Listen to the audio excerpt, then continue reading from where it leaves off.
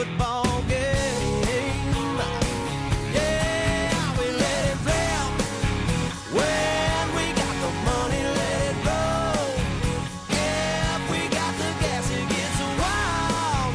Yeah, but that's the way we. Yeah, evening everybody. Welcome into your box seat, brought to you in association with Sweetloo, standing at Woodland Stud. Some wonderful action there from Sunday's meeting there from Invercargill, and the family's back together, starting with Craig the Wild Thompson. I reckon you might have enjoyed that coverage out of Sunday. I did, Greg. To you and to Michael, great to have you back, mate. Super day. As a couch potato, sitting at back and watching track records, super performances.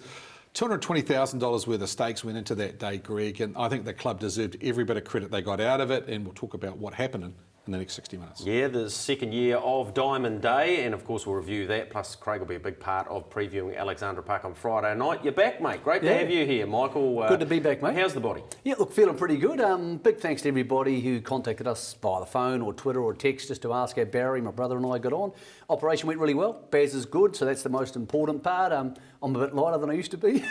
Unfortunately, I'm still quite as loud, but good week to be back, fellas. Look, premier racing at Alexandra Park with large fields is a rarity. This meeting on Friday night's a beauty, so really looking forward to getting our teeth into it. All right, we've been flicking back through some of the archives, and we found this, Michael. Oh, this isn't good. What a wonderful piece of footage. There's Jim Jimmy. Smith. Looks a 2-horse race to me, Jim. Oh, And there's Mickey no. What is that tie?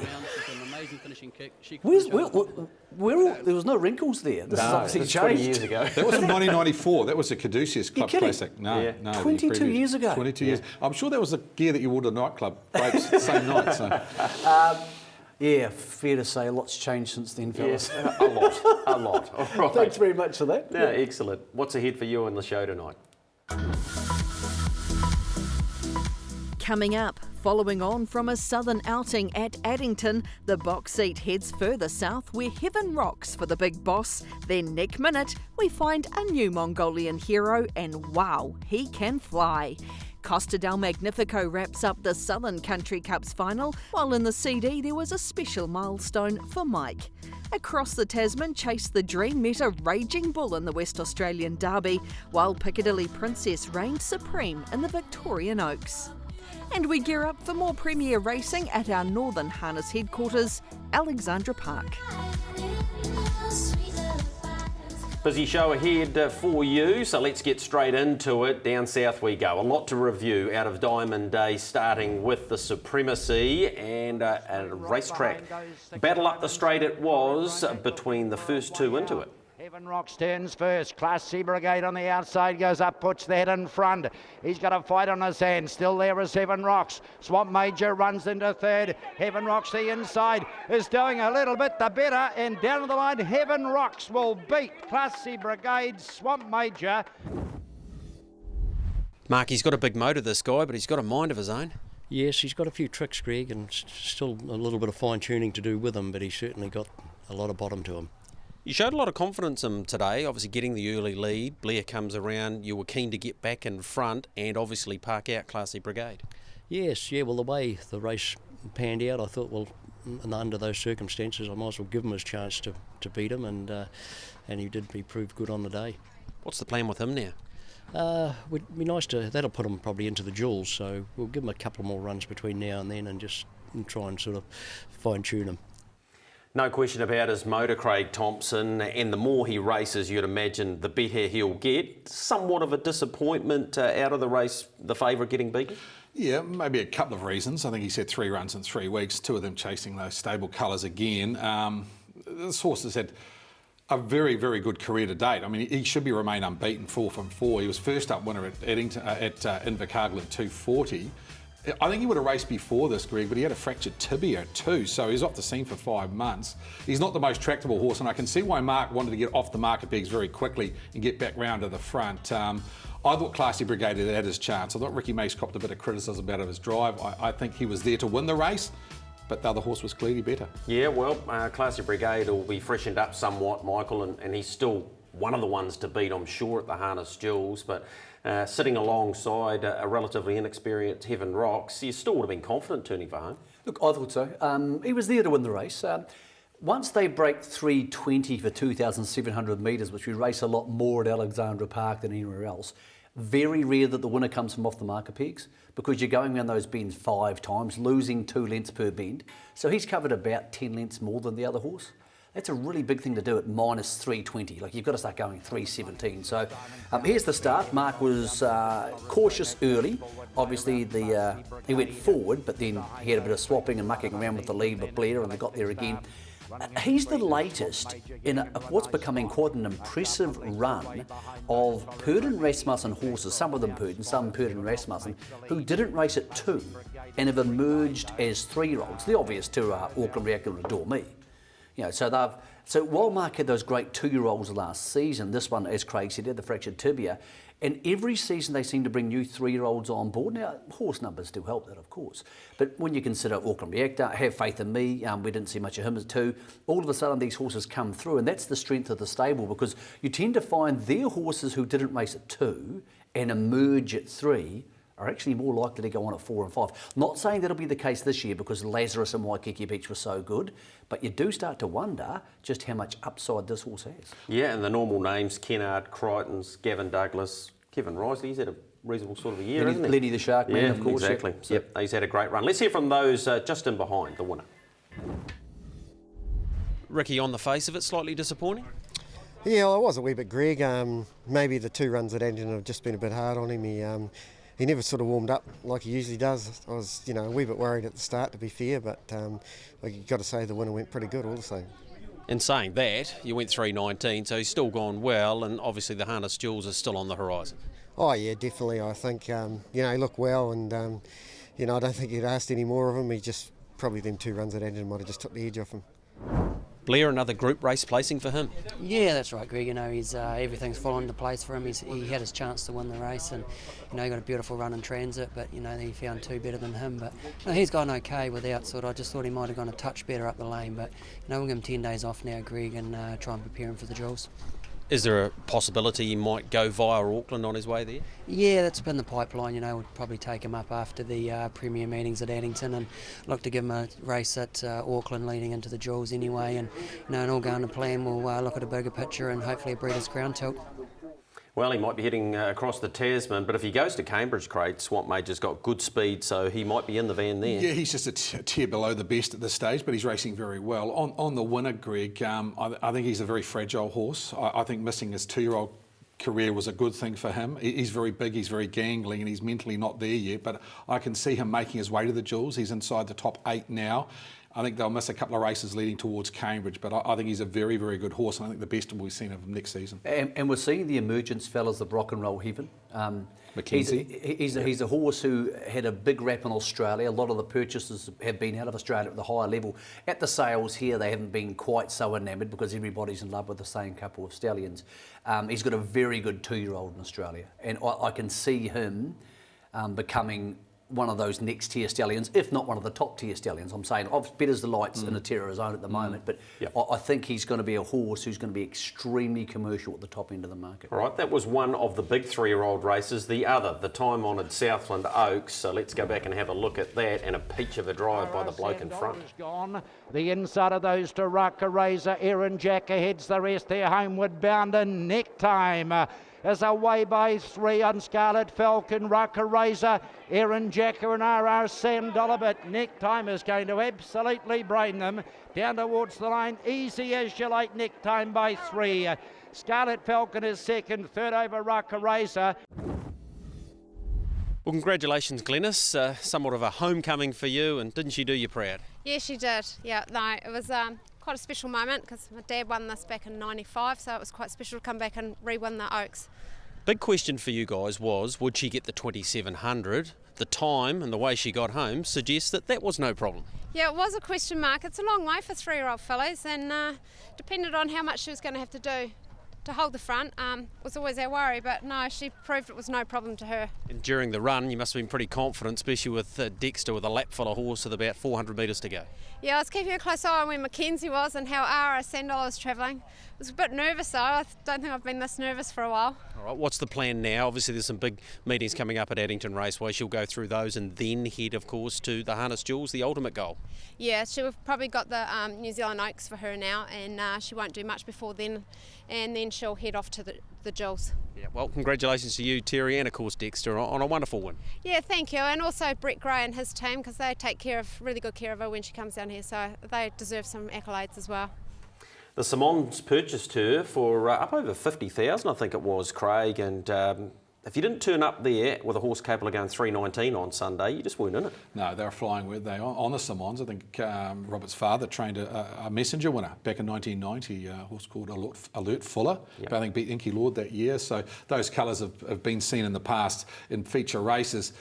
This is a good filly. I mean, we saw her beat Louisiana Belle Midfru on Boxing Day. It went very good. I think she's won her last 5 of 6, and I think only Classy Brigade beat her. So she's a very, very good filly. Unfortunately, she's in a group of very good fillies. Golden Goddess, Dream About Me, Greg's Super Drive. I mean, the drive won the race. Got to give Dexter credit. He put no emphasis in the race where Mackenzie could get off the fence, drawing Barry won the second row, kept up a constant speed and turned into a sprint home. And saying that, they went very quick 3.19. Yeah, they did. She's, well, up over $90,000 now. Nice moment for Glennis too. Her late father, Bryce. Lover's Wish was the name of that filly that won the Oaks. So a nice bit of synergy there too. Yeah, great guy. Bryce was just one of the good guys in harness racing. And Terry and Glennis have always been good horse people, but they just don't get that many good horses. It's not their fault. It's like lots of people in the industry.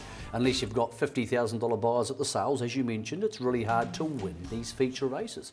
You know, it goes to show you if they had 10 more $50,000 yearlings in the barn, they'd probably have 8 or 10 more good horses. So really good moment to see them win that race. If you were on Mackenzie, yeah, a long way from home, you sort of went. Hard race to watch. Nothing Mark could do. He's stuck down there. He can't go knock somebody over, but it just... And I think that's why you just didn't get a run for your money. You said last week on the box seat Wednesday night, the 360 on neck time was great value. Yep. I think we all said it Thursday, Friday, and it still held up until Saturday, $2.80. I think she closed at $2.20. So those people got the information a long time out. As I said earlier, when they go sub 320 for 2,700, if you're on the marker pegs, you have a huge advantage. If you try and come wide, you're in a world of pain. We see this all the time at the park. And of course, she's got really good gate speed, and it was a perfect drive. You can't tell me that Dexter didn't know exactly where Mark was, and he just went hard enough at stages, Craig, that there was no opportunity to get off. He didn't put the hammer down mid-stages to open the field up. There was never gaps for Mark to get off. It wasn't a Mark Purdon bad drive. He's looking at trying to pull back here to get off Mark on the inside of the blue, and it just doesn't happen. No, Southerners, that no room for you. Absolutely, there was no give or take here. On Mackenzie, I thought she was very good afterwards. I mean, she never got out to the 400-metre race. The race was all over, but she made good ground. I don't think we take a lot into her performance. Yeah, what about Jean Feast? Talk about commitment of owners. We'll have a look at the WA Derby shortly. She was there and got to Invercargill on Sunday. Not many people would have travelled that far to watch their horses over the weekend, or any weekend. That's 5,600 kilometres. That's quite well impressive. Michael. Thank you, Gregory. I had nothing else to do for the last 2 weeks. Watch TV and Google rubbish like that. But look, again, we say this all the time. That's why I don't think there's actually Australian and New Zealand horses anymore. So many of our horses are owned by different people in Australia. Jess Jean ringing us now. It's nice to have Jean as part of the show. But look, so many of the Australian horses, are owned here and vice versa. I don't go in for the whole it's us versus them sort of thing. I'll tell you a little bit why too later on for the WA Derby, because even though it wasn't won by a New Zealand bred horse, one of the most important New Zealand decisions in a long time. All right, let's get to the beaten brigade and turn that phone off. Stephen, she's raced really well this campaign, hasn't she? Yeah, she sort of hasn't really flinched. She hasn't had a whole lot of luck in her races, and today she got a bit of luck and she sort of showed her true worth. Was it enough today to progress on and perhaps even have a look at a race like the Oaks? Yeah, I think she's probably shown enough. Obviously it's going to be strong company, but she's the sort of horse that really appreciates a true run race. So if she can get a true run race, I think she deserves a spot. Clark, another very creditable performance. Yeah, no, very good, very pleased with her. Things panned out pretty good for us for all that, but the winner and the second horse were too good, but we're wrapped. She's improving all the time. You've got the Neville R final and a little bit more money in the booty and you can make your way north. Yeah, that's right. That's the two plans at this stage, and if it works out, it works out. But she surprised us all. She just never stopped improving all year. Mark, you just had no luck with Mackenzie? No, there was over 2,700. There was just no gaps, and till it was really all over, Greg. Super time, she made up a lot of ground. That puts her in good stead with a few decent assignments ahead.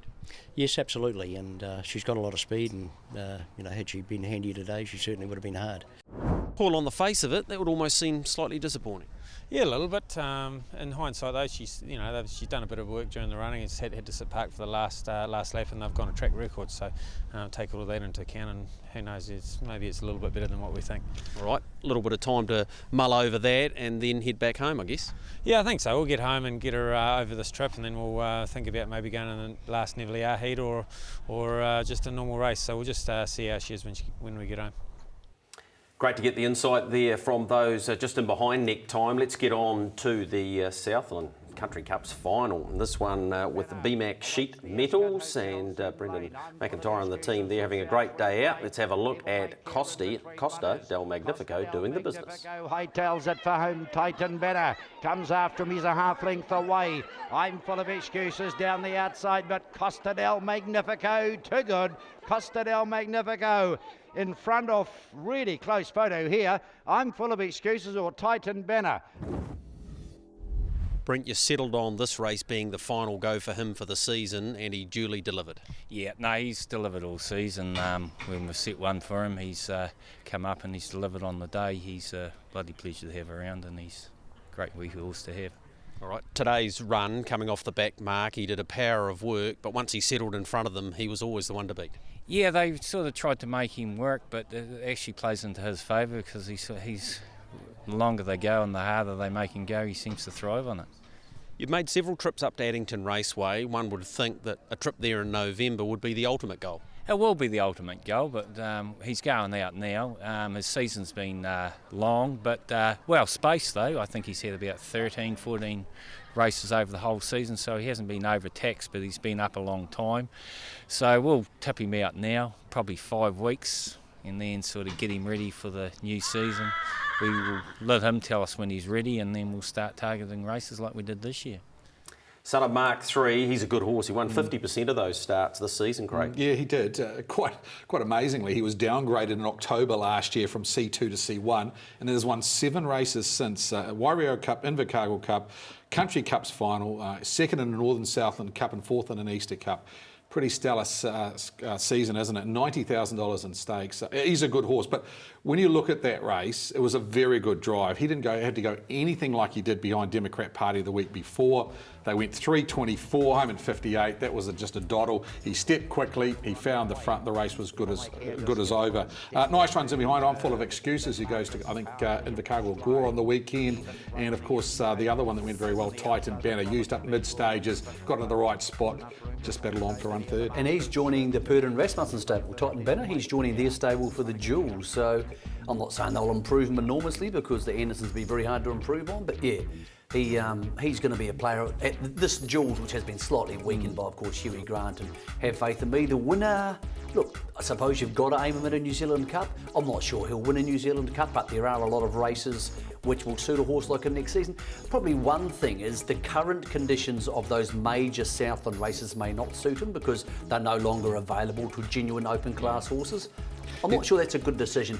I think the Country Cup circuit in the Deep South is awesome. I think it's one of the great strengths of harness racing in this country, but I do think they need to at least have a couple of races that their local heroes can I think go they've got to to. target those early pre-cup races, Greg. And A lot of travelling I think with a horse so. like He that, could the even Bays, the Hannam Memorial. Yeah, he could be sort of end of August, September, the Morris Homes, those types of races. Absolutely. But it's hard when you're based at Invercargill. You know what I mean? It's no different than Stephen Doody with Tikawa being based in Manawatu. There's a lot of travelling to be done, and sometimes you just wonder whether you put a horse in a satellite stable over that period. All right. It was a pretty cool day down there, and therefore the times were even more remarkable, and this was certainly the case for the 2-year-olds in the Diamond Creek Classic. Brother, round the turn for home, Serengeti turns first. Better to be tricky after it. Mongolian Hero's got the space along the inside. Serengeti still on top. Mongolian Hero is trying to chop it down. Better to be tricky on the outside. Mongolian Hero, a little more than a head in front of Serengeti.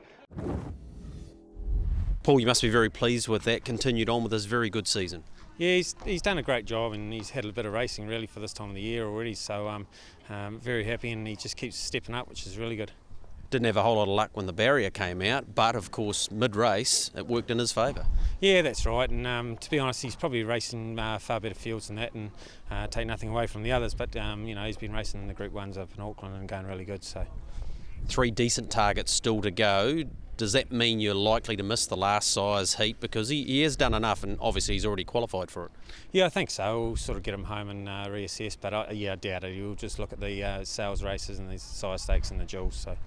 Yeah, very important meeting at Addington Friday week, where we have the final heat for the Neville, which you'll have Dream About Me in, and of course the last dance, if you like, for the 2-year-olds to qualify for that size. He's done a good job, Paul Court. He's up to 19 wins from 98 starters, and I think every couple of horses he takes to the races, they're running in the money, Michael.